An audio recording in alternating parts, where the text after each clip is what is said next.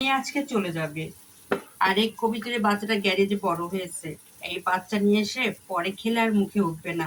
তাই সাহেবকে বললাম, দ্রুত গ্যারেজ থেকে বাচ্চাটা নিয়ে আসো, জবাই করে দাও, আমি রান্না করব। মেয়ে খেয়ে চলে যাবে। কারণ আমার মেয়ের সবচেয়ে পছন্দ হলো কবিতরের মাংস।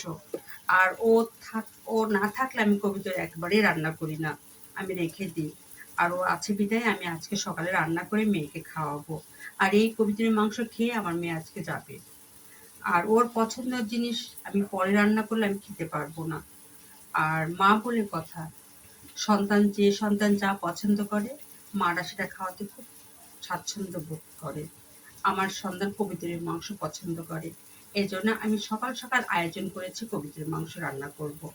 আর মেয়ে খেয়ে গেলে আমার তৃপ্তি লাগবে। আমি হয়তো একটু মুখে দিতে পারবো। আর ও চলে গেলে আমি মুখে দিব না।